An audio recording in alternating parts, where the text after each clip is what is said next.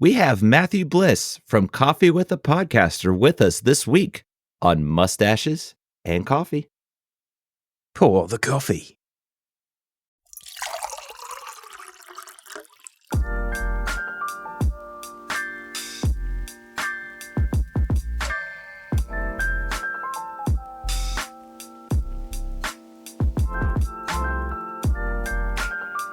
Top of the mustache to you, and welcome to another episode of Mustaches and Coffee.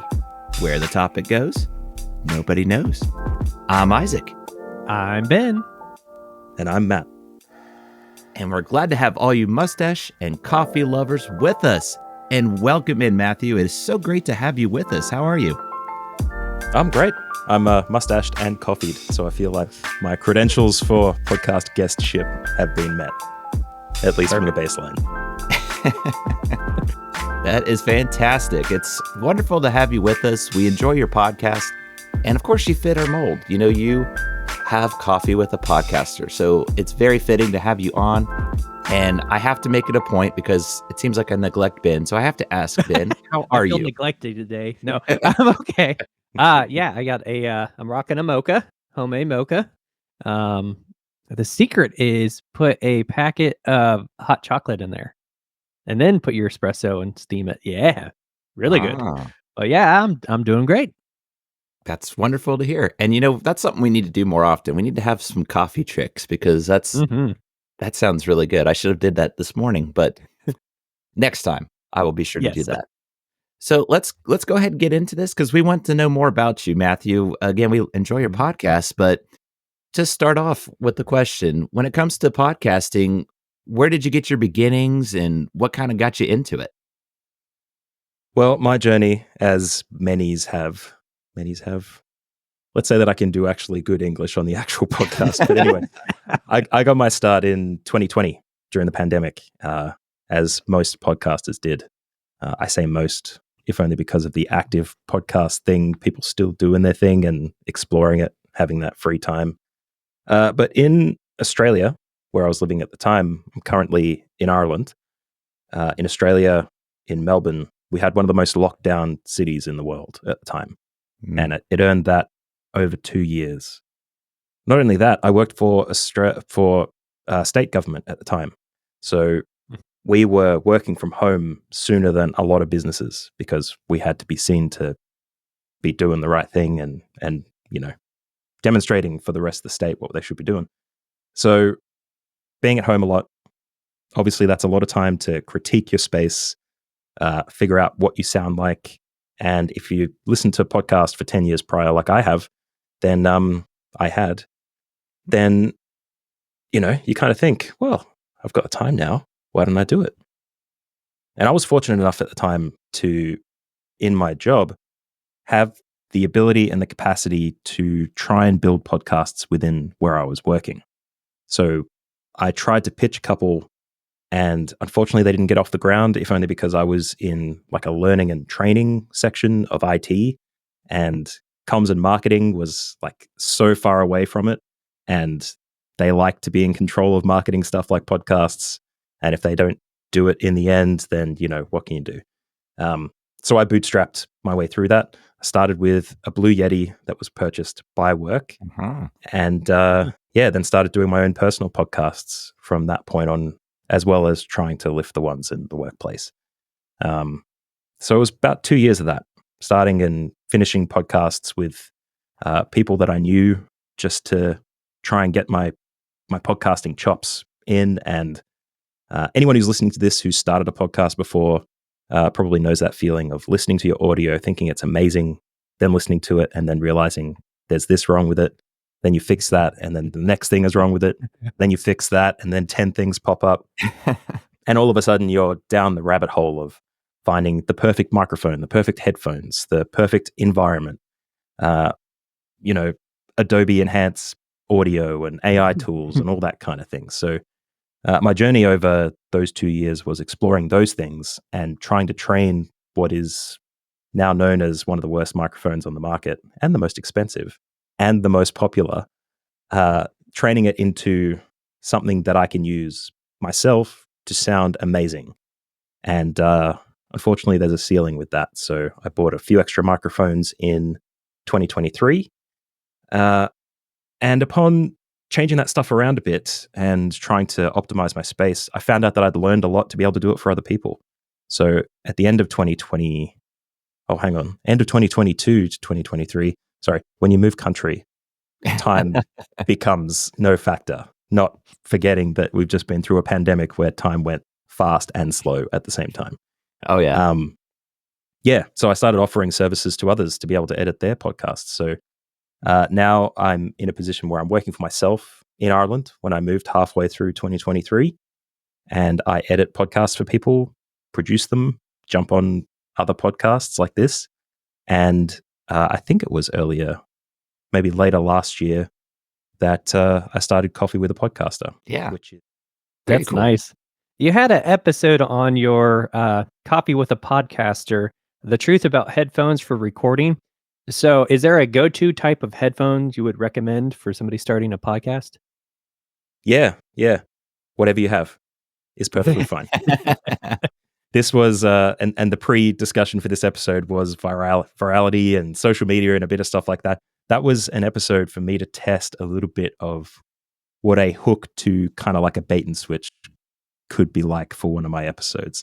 So I kind of primed the pump with the description and the title for that particular episode saying, there is a perfect headphone for recording a podcast. I'm going to tell you exactly what the solution is. Make sure you click and listen. And then halfway through the episode, I say, it's whatever you have. You don't have to spend money. Whatever you've got is fine. If you bought a 128 megabyte MP3 player in 2001 and that came with headphones, they're great. Use that. Because all you need to do is to be able to credibly hear what you're listening to during the conversation. You don't need to critique it. You don't need to understand the low and high frequency and go, like you guys, when you're interviewing on the podcast, Isaac particularly, because I know that you've got a voiceover career, you don't listen to me talk and go, ooh, yeah, 8 to 10,000 K. I think that's where his sibilance sits. I'm going to make a note of that for myself because you're using flat frequency headphones so you can pick up all that stuff. No, you're focusing on the content. You want to draw out as much good stuff from your guest as possible. So whatever headphones you have will be fine. And if you're a guest coming on podcasts, just because you see Joe Rogan rocking the Sony MDR 4506s, or you see me with my Bayer Dynamic 770S Pros, like a $200 microphone, headphones, something like that.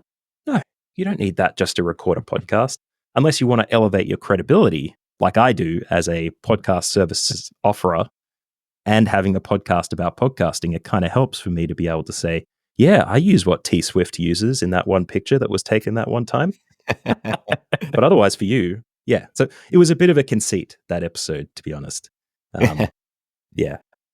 I enjoyed it. I really enjoyed that little, I wouldn't say twist, but just little comment there. So yeah, great way of approaching it, like you're saying. So maybe if you could go on and on about different tips, but if you were to say like one tip, maybe if it's not the most important or if it's one of those every podcaster should do, what's a tip you would tell someone if they're thinking about starting a podcast?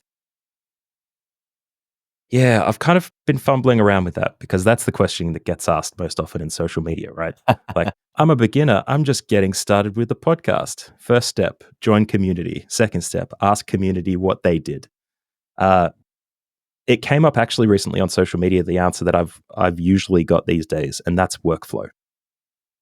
One of the biggest things about podcasting when you're just getting started is sustainability. People ask about optimum release schedule, optimum episode length.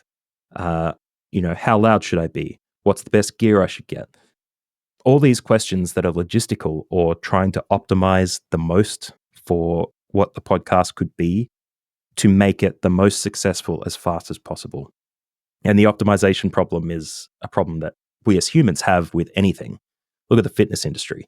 That's starting to dial back, luckily, realizing that, yeah, doing it at this angle for a half second longer than that angle gives you, 2% more gains. And all of a sudden, the entire industry jumps on that 2% as if it's the most important thing in the world. But in podcasting, it's sustainability. It's being able to stick with your podcast. There's a reason that there's a term called pod fade. People disappear. It was 7 episodes, but I think it's down to 5 or 3 now, which is crazy. The attrition of podcasters disappearing because it's too hard, takes too long, too much effort. They run out of steam.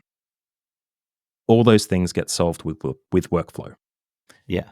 Now, when I say workflow, I'm talking about putting in 20 hours before you get started to train yourself up, to figure out what you need, but then to establish early every single little bit you need.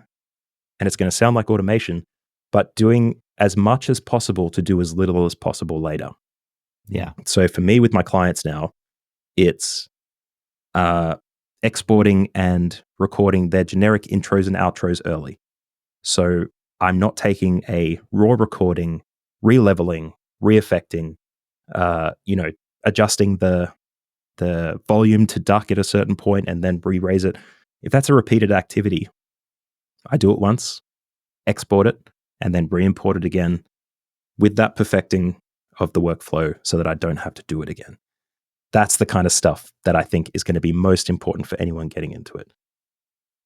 And not only that, if you get 20 hours into a workflow and you find that every problem you solve creates 20 more problems, that's going to tell you whether it's going to suit you as well.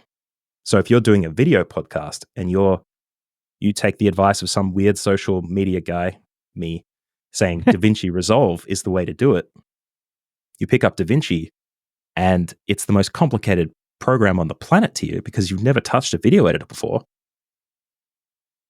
You try to do a practice episode, figure out what you need to do, what's repeated, what are the things you can set in place now that mean it'll be good for life. Yeah. And you can't do it. If instead of that automation, you're trying to do those things every episode and a half-hour recording takes 10 hours because of that reason, you know it's not going to be sustainable. So either don't start the podcast or retool and replan so that you know what you're going to be doing that is sustainable, that will keep you coming back every week or every fortnight or every month to keep it going. Yeah. So that's kind of that's a technical angle to a process related problem. And I think that's my niche really. I started on the technical and moved into the content, whereas a lot of people start from the content and move into the technical. So I think, for me, it's workflow. And that's, look, the other thing you'll notice about me, why technical is first and not content, is that I give really long answers to everything. So you guys cut me off or give me like the Emmy's crook or something if you want me to stop. Oh, that's fine. We're enjoying it because I think that's something that you want to hear, right? You don't want to hear just a quick, like you were talking about. Oh, this is how you can solve your problems with one tip. You want a little bit of layer to it. So no, that's a great tip. Great tip. Yeah. And another episode that I did was on compression and trying to explain how that worked was probably garbage. Trying to explain it over audio without doing a demonstration in a specific platform, very hard. But when you look for tips on how compression works and people just share a screenshot of their settings and that's it, that doesn't tell you anything. Yeah. And there's a lot of that out there. So you're right on the money. Big explanations, sometimes long, but very handy for people to learn what they need without getting the one-click solution that invariably doesn't work. Exactly. And you kind of mentioned it a little bit. So what would you say is your ideal length for a podcast? Like 12 hours or something? Yep. They're saying YouTube at the moment loves a long video. So 12 hours, if you can sustain it, I say go for it. No, I like to quote Tom Webster, who from Sounds Profitable here, who's been in the industry for 20 years. He's focused on ad content at the moment and the way to construct really good ad relationships for podcasts. But he says your ideal podcast length is a bit shorter than your last episode or something like that. I think I'm paraphrasing it a little bit. But the reason he says that is because shorter is always touted as the thing that's better. But if it's a little bit shorter than last time, then you're probably tuning up what you just did a little bit better. Like you're eliminating something you don't need, or you're reflecting on the content. And if you don't need it, it's gone. So a little bit shorter is better. It's also a relative measure. Like people will say, between 35 and 45 minutes. That's about the time it takes for someone to do their laundry or cook a dinner or drive to work. But you can't pigeonhole people that way. I mean, there are 3-hour Joe Rogan, for example. Let's not get too far into him, but he does a 2.5, 3-hour long podcast. Sounds like some good things to keep in mind then. So we appreciate those answers. I think that's a wealth of information for someone that's even just thinking about starting a podcast. There you go. That's a great start. But be sure to check out Matthew's podcast where he goes into more detail on that even more so. So we appreciate those answers. What we like to do on Mustaches and Coffee, though, we like to have what's called universal questions. So just about yourself more as a person. So I'm going to spin it over to Ben. Take it away.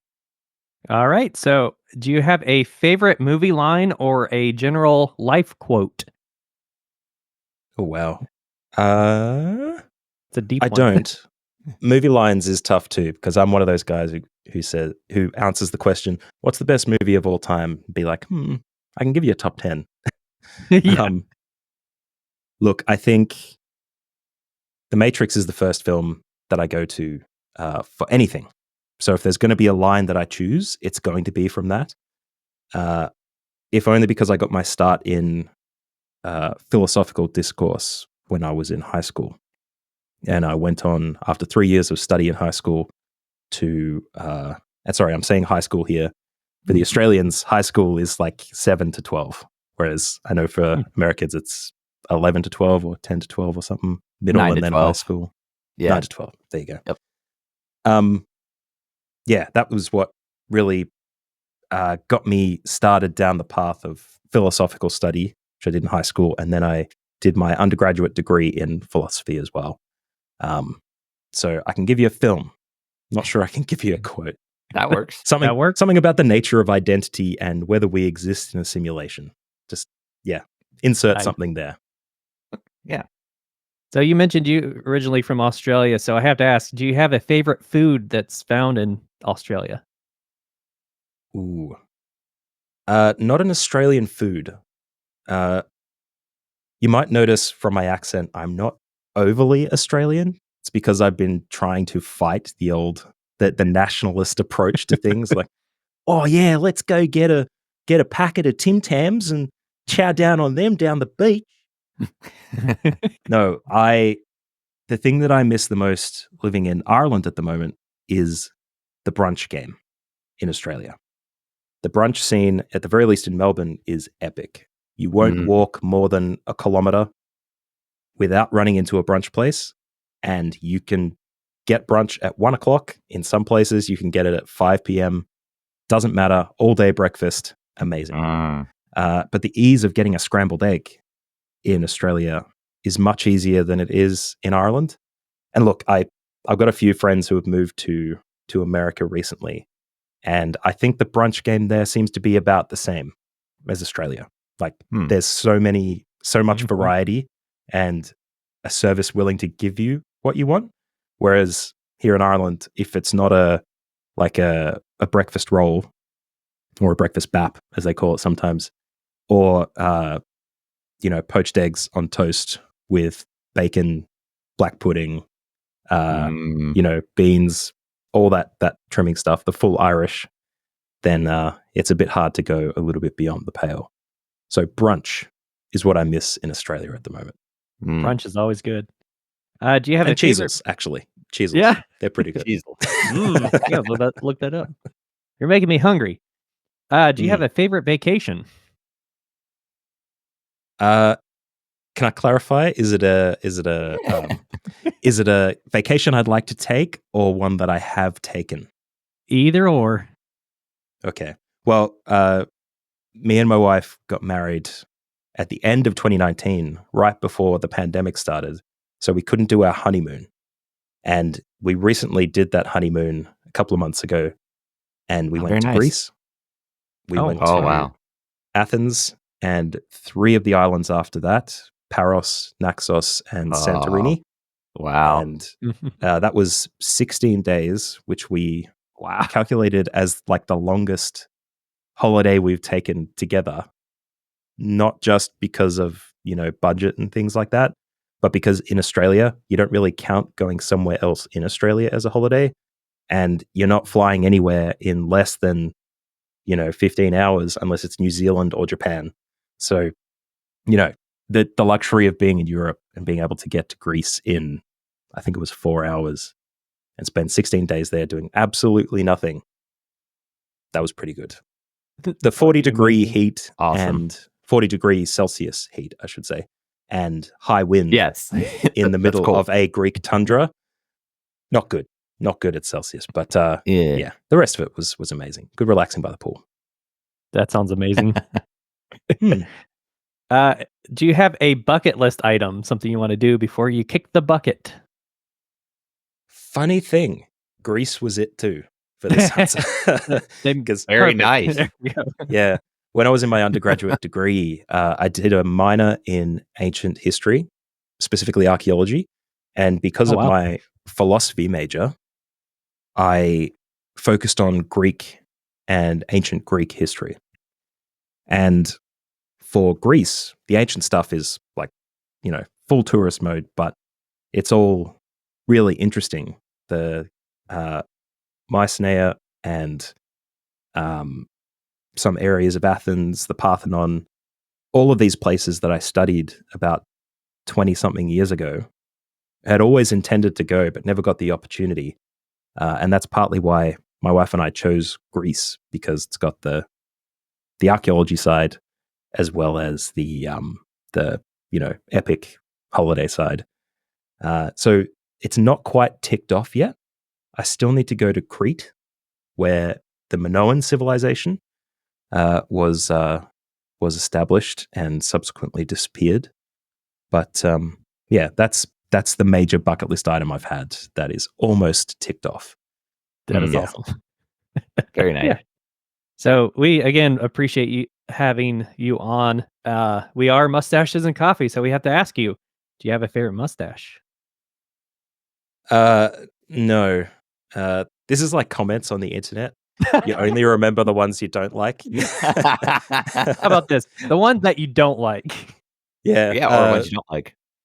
Look, anything that kind of may speak to your character in a way that socially could be a problem, those are the mustaches I tend not to like so much. For myself, I notice a lot when my mustache is in a bad position. For those who are watching, I'm a full beard guy. Like, I'm a full hipster guy after being like a tight number one shave hair guy. But the mustache that hangs over the lip too much, when I see that, I don't like it, if only because someone might be making a stylistic choice, but functionally it causes a problem. I hate that too. Someone might be, having soup, because you might be in a restaurant that has soup. You could be drinking that soup. And then, the guy does the first, presumably a guy, does the first kind of, cursory lick, just like, yeah, I think I'm clean. And then throughout the conversation with you, he's going, licking. Yep, just getting the last, sucking the last little bit out of soup out of the mustache, the soup strainer. And I have a functional problem with that. Otherwise, I'm very accepting of mustaches. I put them all on the same level. We're glad you're accepting of mustaches then.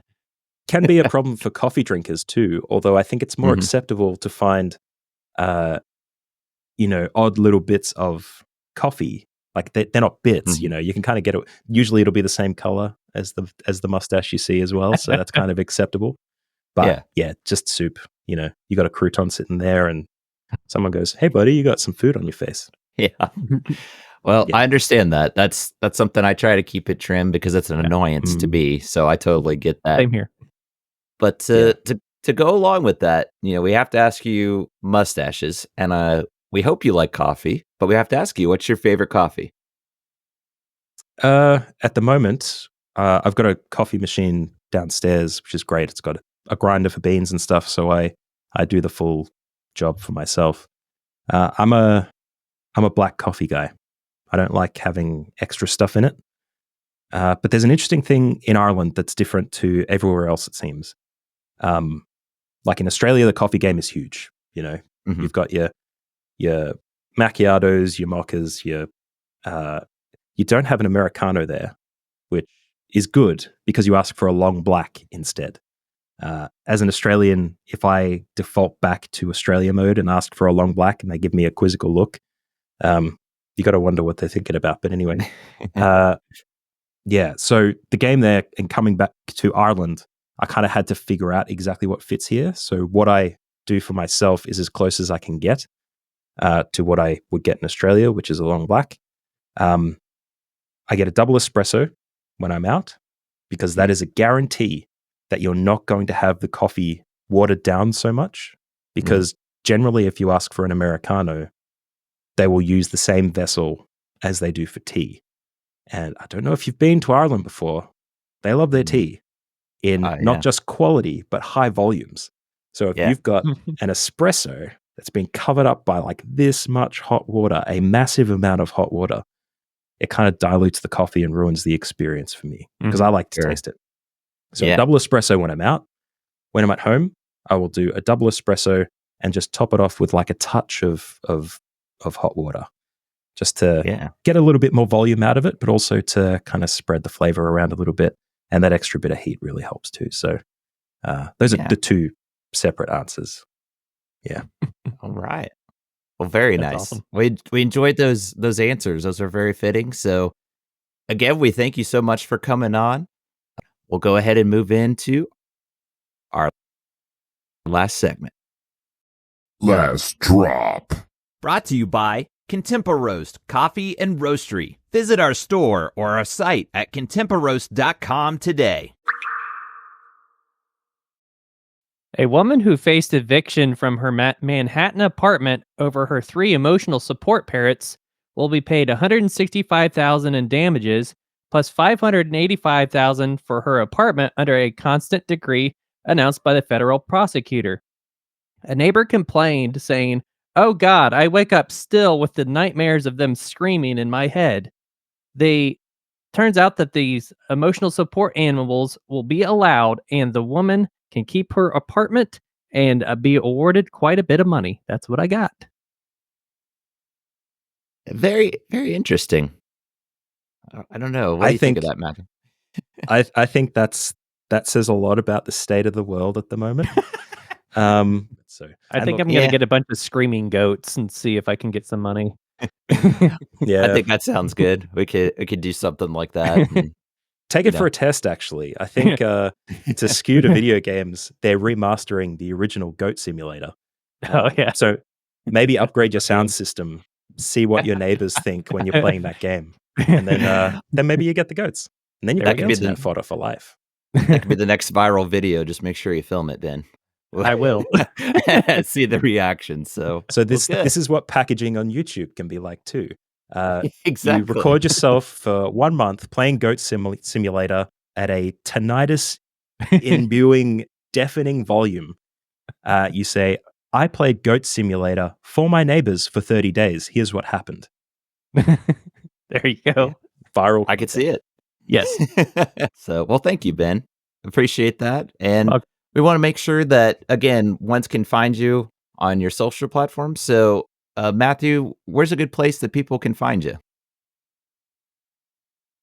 You'll probably see me floating around Facebook by name. So I won't say there if you hang around the podcasting community traps. But if you want to listen to my podcast, Coffee with a Podcaster, you can head to coffeewithapodcaster.com. I think that's the one I got. You'll also notice I'm terrible at marketing. So, just fact check the show notes. Isaac is going to sort me out with this. Coffeepodcaster.com or search for Coffee with a Podcaster on any podcasting platform that you listen to because it is an audio-only podcast. If you would like to have your podcast edited by someone who would be very happy to offer their services, you can email me at business@mbpod.com. mbpod.com, or head to my currently broken website, mbpod.com, to find out more about what I can do for you. I am not on the X's/Twitters really anymore. I am on LinkedIn, but that kind of experience is mixed with also training, learning, teaching, education, and podcasting. So it might be a little bit overwhelming based on what we talked about today. Good. Yeah. Yeah, lots of places to find you. That's great. So be sure to check that out. And yes, we will be sure to put it in the show notes. So if you didn't catch all that, just be sure to check that, and be sure to check out all that Matthew does. He's got some great tips on podcasting. And Ben, let's make sure we also tell people where they can find us at. Yeah, so we are on Facebook, Instagram, TikTok, Twitter, at Stash and Joe. We're on YouTube, so make sure you subscribe to us if you can. And ring the bell notification. That way, when new episodes or content comes out, you can be notified. And if you have any questions for me or Isaac, you can email us at mustachesandcoffee@yahoo.com. That's how you get a hold of us. Great.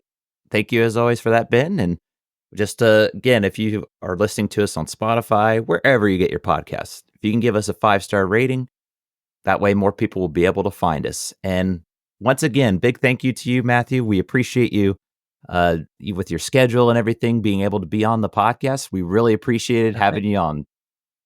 Thanks. It was great to be here. I love what you guys are doing. So keep it up. Thank you. Well, that'll about do it here for now. But as we always say, don't bash the stash. I need espresso for the depresso. Goodbye, everybody.